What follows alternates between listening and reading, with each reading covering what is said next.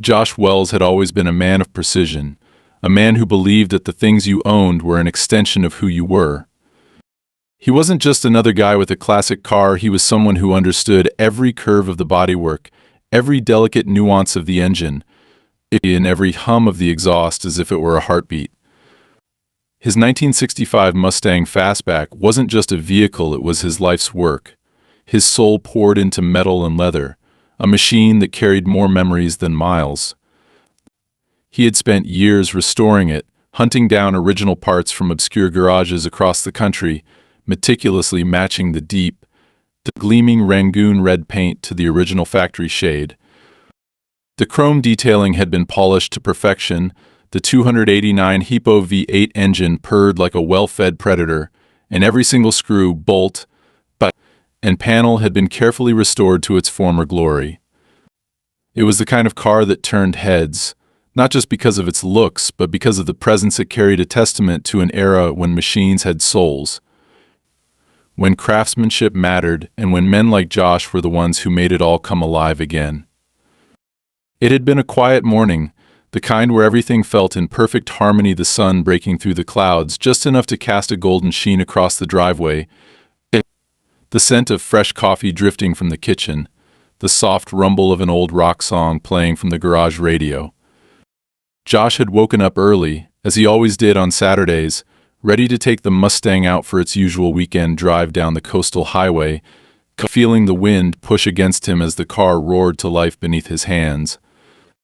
It was a ritual, a moment of freedom that he had earned after years of working himself to the bone, building his auto shop from the ground up, fighting for every customer, every contract, every damn paycheck that allowed him to keep doing what he loved. But the second he stepped out of the house, he knew something was wrong. At first, his brain refused to process what he was seeing. It was like walking into your living room to find your furniture had been replaced with cheap plastic replicas, or looking in the mirror and seeing a stranger's reflection. The Mustang was there, but it wasn't his Mustang anymore.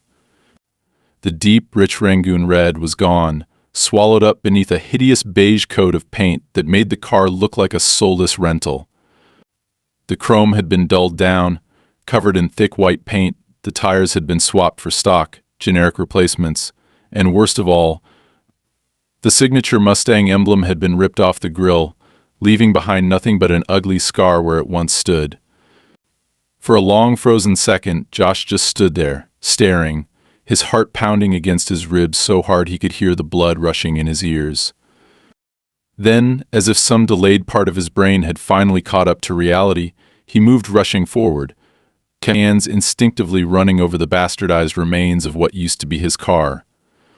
His fingers scraped against the rough, uneven layers of paint, feeling the careless brushstrokes beneath his fingertips, the violation so deep it made his stomach turn. He forced himself to take a breath, to think, to try and piece together what the hell had happened while he had been asleep in his own goddamn house. And then he saw it. A bright yellow notice, taped to the driver's side window, the bold print standing out like a slap to the face. Vehicle modifications completed per community compliance regulations. Further action required to ensure full neighborhood aesthetic conformity. Josh ripped the paper off the glass, his hands shaking. Regulations? Compliance? What the hell was this? He flipped the paper over, looking for a name, a contact, anything that could explain how and why someone had done this to his car. At the bottom, there it was, the signature of the neighborhood association president, Leslie Kane, the same woman who had been a thorn in his side ever since she had taken over the committee last year, tightening restrictions, increasing fines, making it her personal mission to turn the community into her own picture-perfect vision of suburban sterility. He had clashed with her before over the height of his garage door, the color of his front porch, the fact that he refused to put up holiday decorations like the rest of the block, but this was something else. This wasn't a warning, wasn't a citation. This was a direct attack. His breath was coming in short, sharp bursts now, his fists clenching around the crumpled paper as his mind ran in 100 different directions. Someone had physically come onto his property, broken into his garage, and vandalized his car under the pretense of compliance, and not just any car, but a one-of-a-kind, irreplaceable piece of automotive history worth over $65,000. Anger surged through him so violently he could barely think straight. He turned back toward the house, already reaching for his phone, already pulling up the number of the association office, ready to tear into whoever the hell picked up. But before he could press the call button, he noticed his security cameras, mounted at the corners of the garage, angled perfectly toward the driveway. They had caught everything. Whoever had done this, however they had pulled it off, it was all there, recorded, waiting. He moved fast, unlocking the garage, rushing inside to the workbench where his laptop was always set up. His fingers flew across the keyboard, pulling up the footage, scanning through the last 12 hours, his pulse hammering in his throat as the playback began. And that was when his rage turned into something else, something colder. The footage showed 3 men, all in plain uniforms, all moving with disturbing efficiency. They had arrived in the dead of night, cutting across his yard with buckets of paint, rolling the color over the Mustang with the kind of precision that said they had done this before. One of them even checked his watch like he was on a goddamn schedule. They swapped out the tires, ripped off the emblems, and just before they left, one of them walked up to the camera, looked straight into the lens, and smirked. Josh's hands clenched into fists so hard his knuckles cracked. This wasn't negligence. This wasn't a misunderstanding. This was personal. They had planned this, executed it like a military operation, knowing exactly what they were doing and exactly what message they were sending. And now, looking at the footage, looking at that smug bastard staring right into the camera, Josh realized something with absolute, crystal clarity. This wasn't just about his car. They wanted him gone. This was just the first shot in a war he hadn't even realized had started. But if they thought for 1 second that he was going to roll over and take it, they had no idea who they were messing with. Josh barely remembered grabbing his keys or getting into his truck, but by the time he came back to his senses, he was already speeding toward the association's office, the rage boiling in his chest like a wildfire. He wasn't the kind of man who lost his temper easily. He had spent too many years in the auto business, dealing with stubborn clients, unreliable suppliers, and enough bureaucratic red tape to strangle even the most patient person alive, but this was something else entirely. This was deliberate. This was someone stepping over the line, crossing into territory they had no right to, taking something from him that they had no claim to touch. His hands tightened on the steering wheel, his knuckles turning white as the office building came into view, an unremarkable, beige brick structure wedged between a dentist's office and a yoga studio, as unassuming as it was infuriating. He pulled into the lot too fast, the tires screeching against the pavement as he slammed the truck into park. He was out of the driver's seat before the engine had fully shut off, his boots hitting the pavement hard as he stalked toward the entrance. His vision had narrowed to a pinpoint, the edges of his world reduced to nothing but the glass doors in front of him, the fluorescent glow spilling from inside, the woman behind the reception desk who barely had time to look up before he was standing in front of her, fists braced against the counter. "I need to talk to Leslie Kane, right now." The receptionist blinked at him, startled, her fingers hesitating over the keyboard in front of her. She was young, maybe mid-20s, dressed in a neat, pastel-colored blouse. The kind of person who had probably taken this job thinking it would be nothing more than scheduling meetings and answering phone calls. Instead, she had the misfortune of sitting in front of a man who looked like he was ready to rip the whole damn place apart. Do you have an appointment?" Josh exhaled sharply through his nose, forcing himself to stay calm, to not start shouting at some poor girl who had nothing to do with this. "No, I don't have a goddamn appointment. But you can tell her Josh Wells is here, and if she doesn't come out in the next 30 seconds, I'll walk back there and find her myself." The receptionist swallowed, eyes flicking toward the hallway behind her. "She's in a meeting. I don't think. Now." There must have been something in his face, something in his voice that made her believe he wasn't bluffing, because she nodded quickly. scrambling to her feet before disappearing down the hall. Josh could hear muffled voices, footsteps, and then, finally, the sharp, clipped sound of heels striking tile as Leslie Kane emerged from the corridor. Her expression already set into a mask of carefully measured annoyance. She was a woman in her late 50s, sharp-featured and polished, her dark gray suit perfectly tailored, her hair pulled into a severe bun, the kind of person who had built her entire personality around being in control. "Mr. Wells," she said smoothly, as if they were running into each other at a charity gala instead of him storming into her office. "What a surprise. I assume you're here about the compliance modifications to your vehicle." Josh could barely contain the urge to lunge across the counter. Instead, he took a step closer, voice low, controlled, but barely. "You came onto my property," he said, each word deliberate, razor sharp. "You sent people to vandalize my car in the middle of the night. That's trespassing. That's destruction of private property. You do realize that, don't you?" Leslie sighed, shaking her head like he was a child throwing a tantrum over something he didn't understand. "Mr. Wells, the modifications were necessary. Your vehicle was in violation of our neighborhood aesthetic regulations.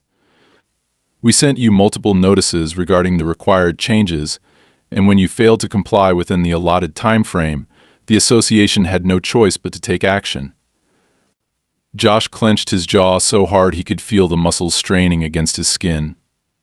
"You're telling me," he said, voice tight, "that you think you had the right to come onto my property and repaint a car that I legally own because it didn't match your goddamn aesthetic?" Leslie didn't even blink. "You were given ample time to resolve the issue yourself. You chose not to." Josh let out a sharp laugh, one without humor. "You're out of your damn mind if you think this is over." "Oh, I don't think it's over, Mr. Wells," Leslie said, tilting her head slightly. "In fact, you should know that we've also filed a formal complaint regarding your behavior toward association officials. Your verbal threats, your refusal to cooperate, it's all been documented. And considering your outburst here today, I would strongly advise you to think very carefully about your next steps." Josh stared at her, incredulous. "You've got to be kidding me." Leslie smiled, but there was nothing warm about it. "I rarely kid." Something in the way she said it sent a cold pulse of realization through his body. This wasn't just about the car. This was about power, about control, about making an example out of him.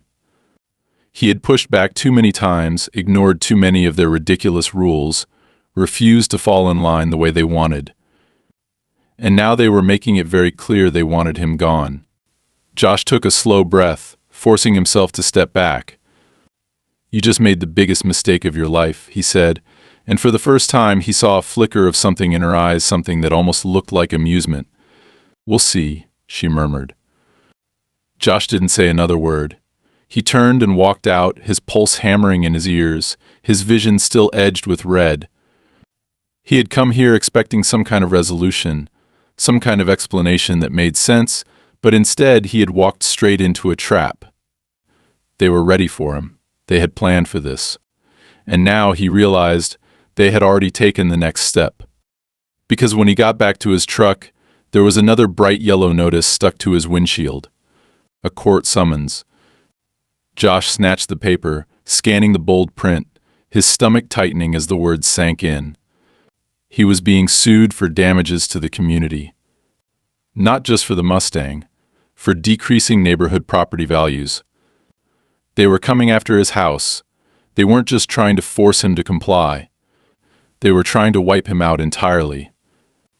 Josh sat in his truck, staring at the paper in his hands, feeling the familiar burn of rage simmer beneath his skin, a slow, but creeping heat that spread through his chest and tightened around his throat like a vice. The words on the summons blurred together, the legal jargon designed to confuse, to intimidate, to make the average person feel small, outmatched, powerless. It wasn't enough that they had defaced his Mustang, that they had stepped onto his property in the dead of night like thieves and stripped his car of its identity, its soul. Now they were coming after him in court, fabricating damages, twisting the law in their favor, building a case out of smoke and mirrors that would take months, maybe years, to dismantle. He could already see their strategy, the endless delays, the motions to dismiss, the mounting legal fees that would bleed him dry long before he ever saw the inside of a courtroom. It wasn't about winning. It was about making him suffer, about dragging him through hell until he either broke or walked away. He knew their game, and he knew that if he didn't move fast, if he didn't hit back twice as hard, they would bury him before he even had a chance to fight. He exhaled slowly, forcing himself to think, to pull himself back from the edge of blind fury. This wasn't just about him anymore. It never had been. He had seen it before: the quiet disappearances, the sudden for sale, signs that popped up on lawns overnight, the neighbors who had lived here for decades packing up and leaving without a word. At the time, he hadn't thought much of it, chalked it up to personal decisions, to job relocations, to life moving on the way it always did.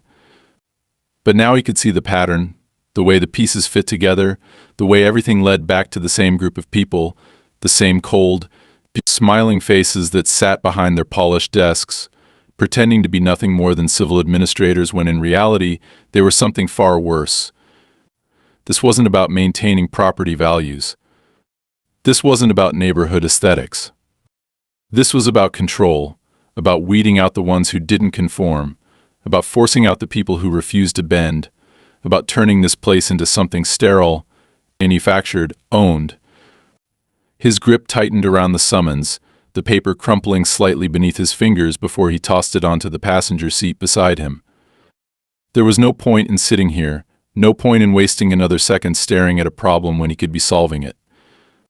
He threw the truck into gear and pulled out of the parking lot, his mind already working through his next steps, already calculating the angles, already deciding who he needed to call, where he needed to go, what he needed to do to turn the tide before it was too late. His first stop was Vincent Carlisle's office, a cramped, cluttered space in a rundown building downtown that smelled faintly of stale coffee and old paper. Vincent wasn't the kind of lawyer you saw on billboards, wasn't the kind who wore $5,000 suits and smiled for commercials. But he was exactly the kind of man Josh needed right now: sharp, ruthless, and completely unconcerned with playing fair. He was waiting when Josh walked in, leaning back in his chair with his feet propped up on his desk, flipping idly through a thick manila folder. "I was expecting you," Vincent said without looking up. "Figured you'd be here as soon as you saw the summons." Josh dropped into the chair across from him, rubbing a hand over his face, exhaustion and anger warring for control. "Tell me what I'm dealing with."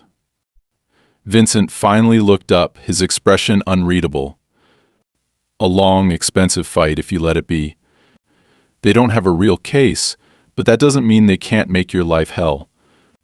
They're hitting you with a property devaluation claim, arguing that your failure to comply with community standards has negatively impacted the market value of surrounding homes. It's bullshit, obviously, but it's bullshit that'll take time to dismantle." Josh exhaled through his nose. "So what's the move?" Vincent studied him for a long moment before closing the folder and setting it aside. "First, we counter. File claims for trespassing, property damage, civil harassment. We don't just defend, we go on the attack. Second, we start digging. You think you're the first person they've done this to? You think you're the only one who's been pushed out, strong-armed, manipulated? There's a pattern here, Josh. We just have to find it." Josh nodded slowly, feeling something shift inside him, something solidify. "Then let's find it." He spent the next 48 hours digging. He called former neighbors, people who had left under strange circumstances, people who had been fined, harassed, forced to sell.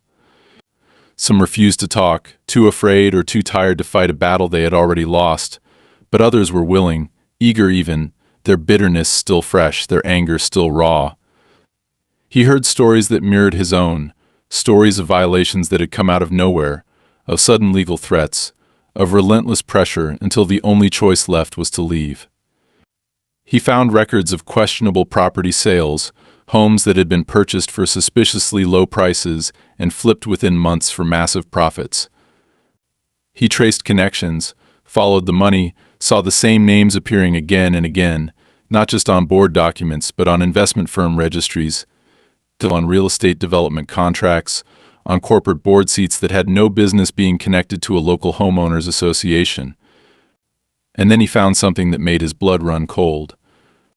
A document buried in public records, overlooked by most because on the surface it was nothing a zoning request, a proposal for community redevelopment. But when he looked closer, when he compared dates and signatures and financial backers, he saw the truth. They weren't just pushing people out for the sake of control. They were pushing them out for profit. A massive redevelopment project was already in the works, plans for luxury townhomes, boutique storefronts, high-end real estate developments that would replace the very neighborhood they claimed to be protecting. Every house they forced onto the market, every homeowner they drove out, was another step closer to demolishing this place entirely and rebuilding it from the ground up. They had never cared about fines. They had never cared about paint colors or lawn heights or neighborhood harmony. They had only ever cared about one thing: taking what wasn't theirs. Josh stared at the document in front of him, his hands steady even as his pulse pounded in his ears. They thought they had backed him into a corner, thought they had stacked the deck so high against him that he wouldn't see a way out. But they had underestimated him. They had assumed he would fight this the way everyone else had, alone, defensively, desperately clinging to hope while they suffocated him with legal fees and procedural bullshit. They were wrong. He wasn't going to fight them on their terms. He was going to burn them to the ground. Josh sat in his garage, the air thick with the sharp scent of chemicals and old motor oil, the dim light casting long shadows across the walls lined with tools, spare parts, and half-finished projects that now felt like relics of a past life, a life that had existed before all of this.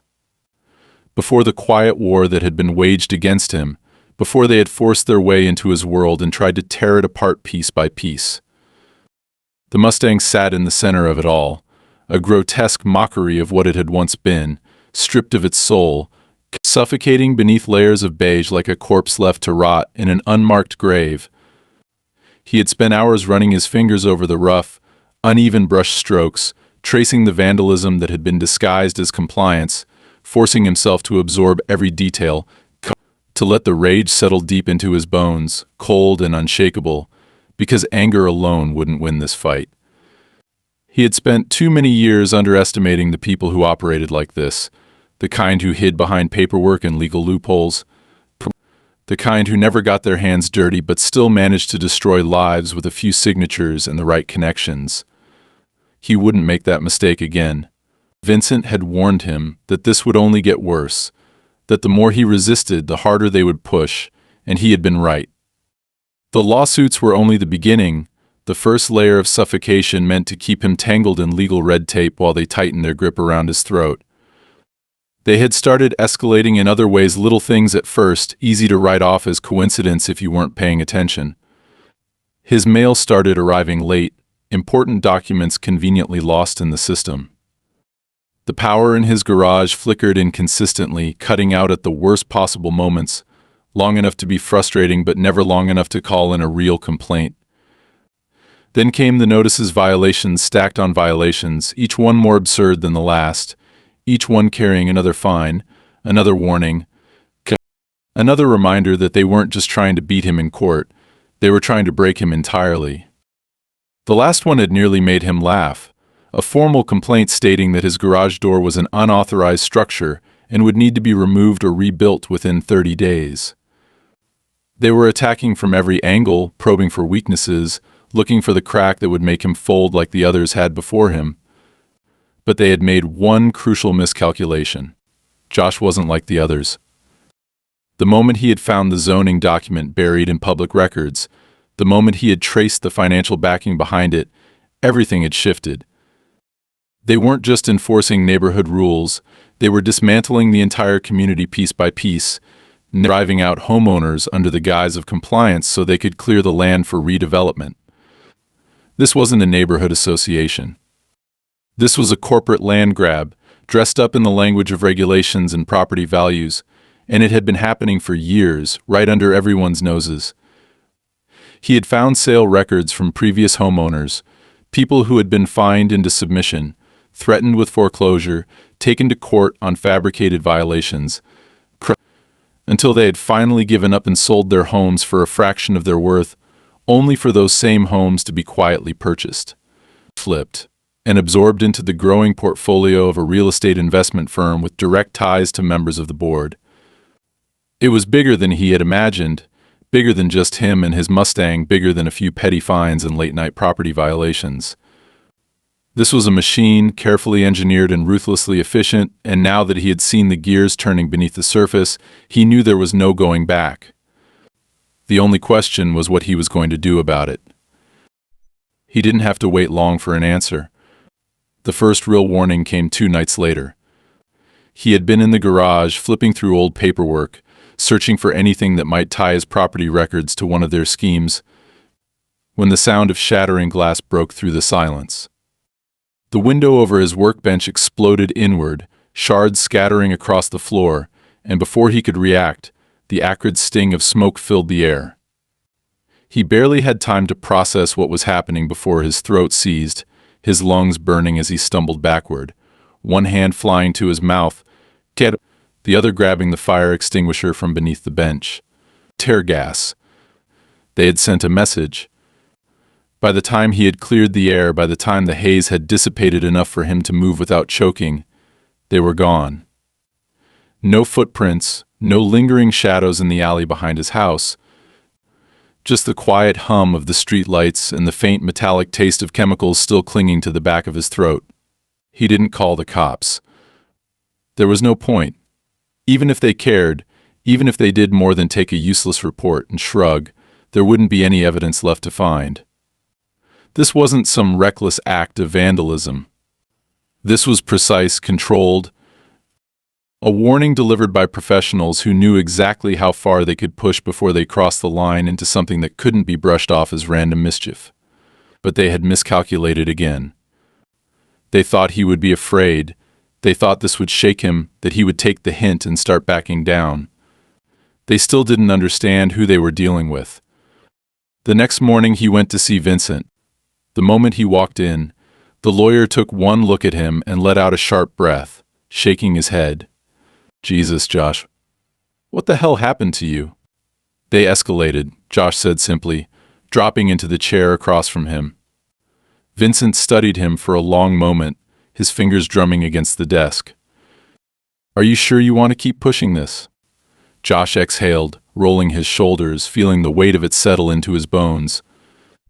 "I think we passed that point a long time ago." Vincent nodded slowly, then reached into his desk drawer and pulled out a folder, sliding it across the desk. Josh flipped it open, scanning the contents: names, addresses, financial records, connections. "I started digging after our last meeting," Vincent said. "You were right. It's not just you.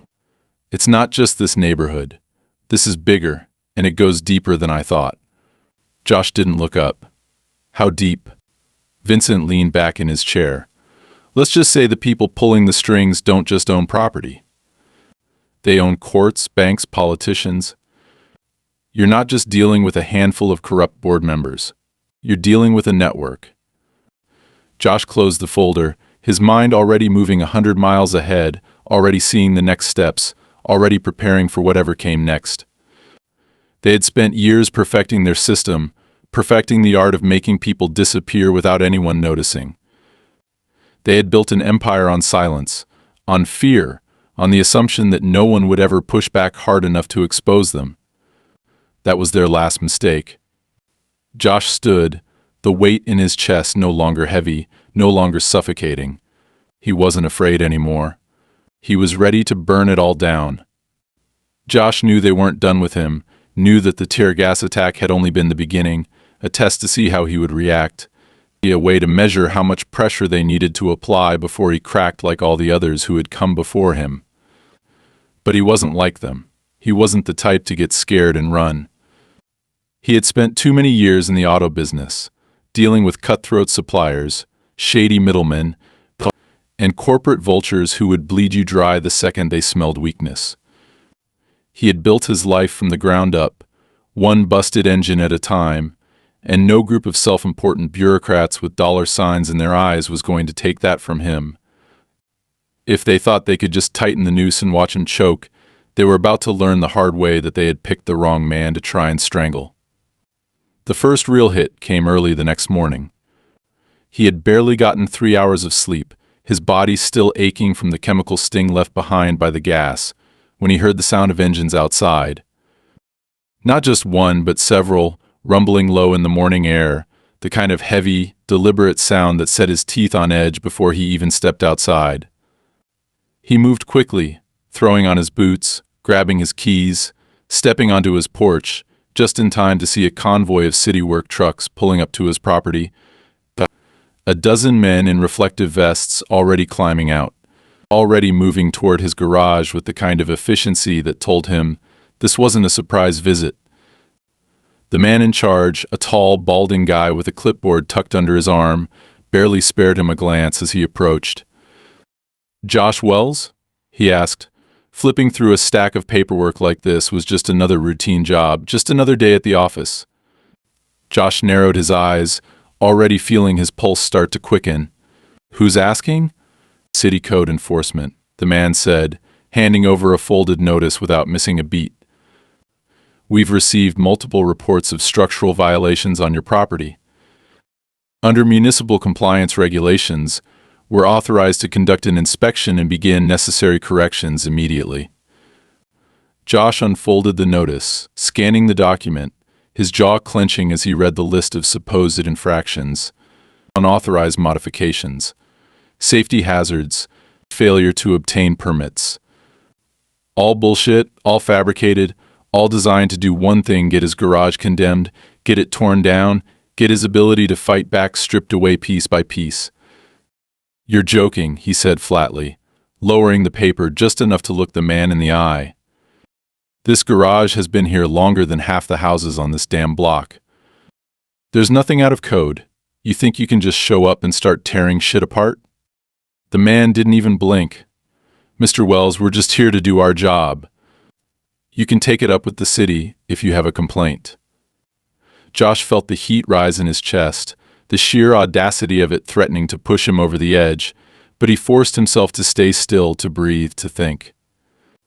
They wanted him to react, wanted him to lose control, wanted him to lash out so they could paint him as aggressive, unstable. Another reason why he didn't belong in their perfect little community. So instead of shouting, instead of taking the bait, he smiled, slow and sharp, and took a step closer, lowering his voice just enough to make sure the foreman and every worker standing behind him could hear every word. "You're right," he said calmly. "You're just doing your job, and I'm just going to do mine." Then he turned around, walked back inside, and made 2 phone calls. The first was to Vincent, who picked up on the first ring. "They're trying to take your garage, aren't they?"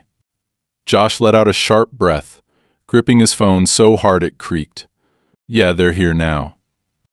Vincent didn't hesitate. "I'll file an injunction. It won't stop them today, but it'll screw them legally down the line. Stall them as long as you can." Josh didn't need to be told twice. The second call was to Harrison, the owner of the body shop that had helped him restore his Mustang years ago. The man owed him a favor, and Josh was about to cash in every debt he had left. "Josh," Harrison greeted, his voice thick with sleep. "You do realize it's barely 6 in the morning, right?" "I do," Josh said.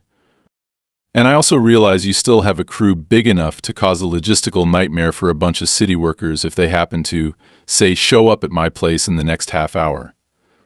There was a pause, then a slow chuckle. "You want me to bring the boys down?" Josh smiled. "Bring the boys down."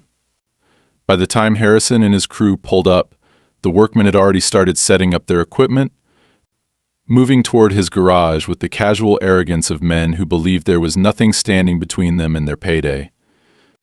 But that arrogance faltered the second 20 mechanics in grease-stained coveralls and steel-toed boots stepped out of their trucks, arms crossed, faces blank, the unspoken challenge hanging heavy in the air. No threats, no words, just presence. Josh didn't even have to say anything. He just stood there, arms folded, watching as the city workers hesitated, looked at each other, shifted uncomfortably under the weight of all those silent eyes. The foreman cleared his throat, suddenly far less confident than he had been 5 minutes ago. "Look, Mr. Wells, we don't want any trouble." Josh smiled again, slow and sharp. "Then I'd suggest you pack up your shit and get off my property before you get more trouble than you can handle." It wasn't a victory. Not yet. But it was a statement. And that was enough for now. But they weren't done. That night, his shop was broken into. Not just vandalized. Ransacked. Trashed. Every tool overturned. Every cabinet emptied. Files missing. Records wiped from his computer. The only thing untouched was the Mustang, sitting there like a goddamn trophy. Like a reminder that they could take everything from him, except that not yet. Not while the lawsuit was still pending. Not while they still had to play by at least some of the rules. Josh stood in the wreckage, breathing in the destruction, knowing exactly what this meant, exactly what came next. They weren't trying to push him out anymore. They were trying to destroy him completely. And if they thought that would make him stop, they had just made their last mistake. Josh stood in the wreckage of his shop, the cold fluorescent lights overhead casting long, jagged shadows across the floor littered with broken tools, shattered glass, and the empty shells of filing cabinets that had been ripped apart in a rush, their contents either stolen or destroyed. The air was thick with the stale, metallic scent of oil and dust, and for the first time in a long time he felt something beyond anger, beyond frustration. He felt tired. Not the kind of exhaustion that came from a lack of sleep, not the physical fatigue of working 14-hour days under the hood of a car, but something deeper, something that settled into his bones and made every breath feel heavier than the last. This was a different kind of war, a war fought with paper trails and legal loopholes, with sabotage and intimidation, with faceless enemies who never had to dirty their hands because they had people for that. People who could walk into a man's livelihood in the middle of the night and rip it apart without leaving a single fingerprint behind. But they had miscalculated. They thought this would break him, thought this was the final nail in the coffin, the last push he needed to realize he had lost. But they didn't understand what kind of man he was, didn't realize that all they had done was back him into a corner with no other option but to come out swinging. They wanted to take him down, wipe him out, bury him under so much legal and financial ruin that he wouldn't even have the strength to crawl out from under it. But they had made one fatal mistake. They had given him nothing left to lose.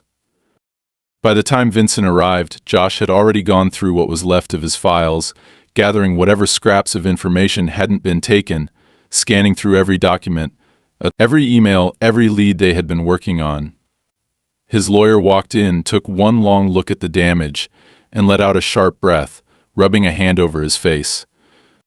"Jesus Christ," Vincent muttered. "They didn't even try to make this look random."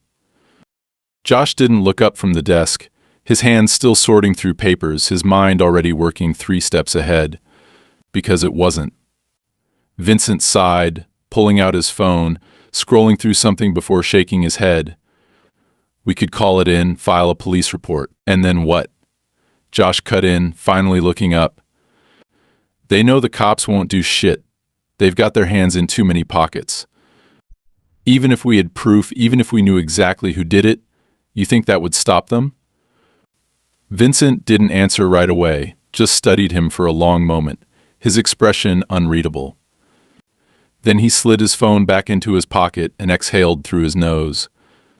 "So what's the plan?" Josh straightened, pushing the last of the documents into a folder, his jaw set, his pulse steady. "We stopped playing by their rules." Vincent arched an eyebrow. "You're talking like a man about to do something really fucking stupid." Josh smiled, but there was no humor in it. "I'm talking like a man who's about to win." The next 48 hours were a blur of movement, of preparation, of carefully calculated risks that had no guarantees but were the only cards he had left to play.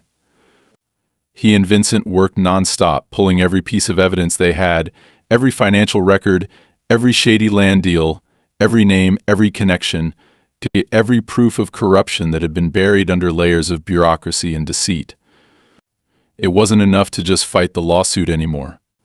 That was a battle fought on their terms, and Josh was done playing defense. He was going after them the way they had come after him, fast, hard, and with no warning. The first strike came through Vincent's legal filings, a lawsuit against the association, not just for property damage and harassment, but for fraud, racketeering, and illegal business practices, backed by the evidence they had uncovered, enough to force an investigation, enough to make people start asking questions they weren't supposed to ask. The second came from the media. Vincent had a contact in investigative journalism, a guy who had been circling the edges of real estate corruption for years, waiting for the right case to blow it open. Josh handed him everything, every document, every name, every dirty deal, and within hours the story was out, spreading like wildfire, too big to be ignored, too detailed to be dismissed as conspiracy. And then came the third strike. Josh had been waiting for them to retaliate, had known they wouldn't just sit back and let him tear down what they had spent years building. But when it came, it wasn't what he expected. It wasn't another lawsuit, another violation notice, another legal maneuver designed to drain him dry. It was violence. He was in his garage when he heard it, the deep growl of an engine idling, just outside, the unmistakable presence of a car that had no reason to be there. He stepped out, his gut already telling him what was coming, and the moment he did, the world exploded. Glass shattered as a Molotov cocktail smashed against the side of his house, flames erupting in a violent burst of heat and light, the fire licking hungrily at the wood, spreading fast, too fast. Josh didn't hesitate. He ran straight for the garden hose, yanked it off the wall, and started dousing the flames before they could take hold, his heart pounding, his mind racing, knowing this wasn't just some random act of arson. This was the end game. They weren't trying to make him move anymore. They were trying to erase him completely. By the time the fire was out, by the time the smoke had cleared and his hands were raw from gripping the hose, he heard the sirens. Not from the fire department. Not from the police. From an FBI task force. The investigation Vincent had sparked had reached the federal level. The lawsuit had been enough to get their attention, enough to dig deeper, enough to pull in agencies that weren't owned by the same people who had been pulling the strings in local government. Josh turned as the unmarked SUVs rolled up, as federal agents stepped out, as Leslie Kane herself was dragged from her home in handcuffs, screaming about legal technicalities, about how they couldn't do this, about how this was all a misunderstanding. But no one was listening. Not anymore. The walls had finally closed in, and Josh stood there, watching it all unfold, watching the machine they had built crumble under its own weight. He didn't smile. He didn't celebrate. He just stood there, breathing, the heat of the smoldering fire still clinging to the air, knowing that the war was finally over. And he had won. The dust hadn't even settled by the time Josh sat on the hood of his battered Mustang, watching the flashing lights of law enforcement vehicles stain the night in red and blue, casting long shadows across what was left of his property. The fire was out, but the scent of scorched wood and burnt rubber still hung in the air, clinging to his clothes, his skin, the back of his throat. His garage was in ruins, the once orderly space now nothing more than a charred skeleton of what had once been his livelihood, the shelves blackened, tools melted, paperwork turned to ash. But even as he looked at the wreckage, even as he felt the weight of everything that had been taken from him settle deep in his chest, he couldn't bring himself to feel regret. This war had cost him, but it had cost them more, and that was something they had never expected. Leslie Kane was gone, dragged away in the back of an unmarked SUV, her carefully constructed empire collapsing beneath the weight of its own corruption. But the network she had spent years cultivating torn apart in a matter of days.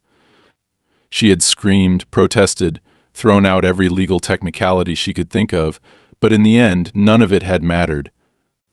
The evidence was too damning, the money trails too obvious, the bodies buried in shallow graves of fraudulent paperwork and coercion too numerous to ignore. The luxury redevelopment project was dead. The land that had been quietly acquired through intimidation and forced sales now tangled in a federal investigation that would take years to untangle. The investors pulling out one by one, cutting their losses, pretending they had never been involved in the first place. Josh had won. But standing in the aftermath of it all, watching the remnants of his world smolder around him, he realized that victory didn't feel the way he had imagined it would. He had set out to protect what was his, to stop them from taking the one thing that mattered, but in the process he had lost more than he had ever expected.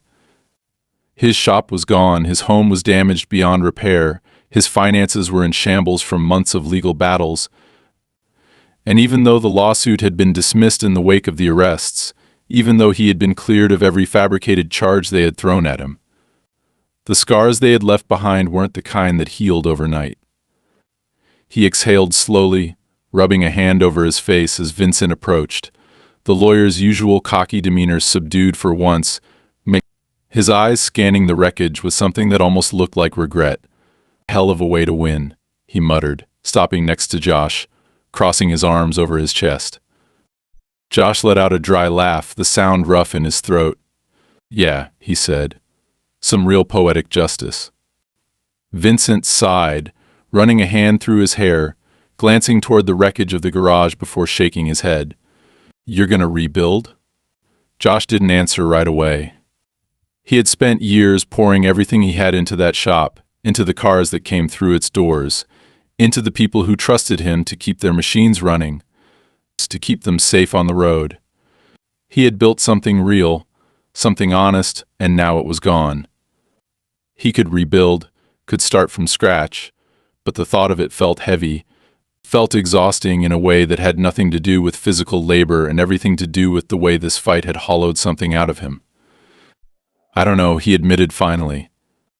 Vincent nodded slowly, as if he had expected that answer. "Well," he said, "if you decide to, you'll have no shortage of people willing to help." Josh knew what he meant.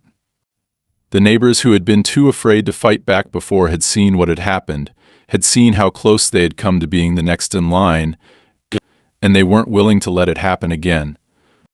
The moment the story had hit the news, the entire community had turned on the board, the people who had once wielded absolute power now facing the consequences of their greed. The homeowners who had been forced to sell were now coming forward with their own lawsuits, their own claims of fraud and intimidation, the list of charges growing by the day.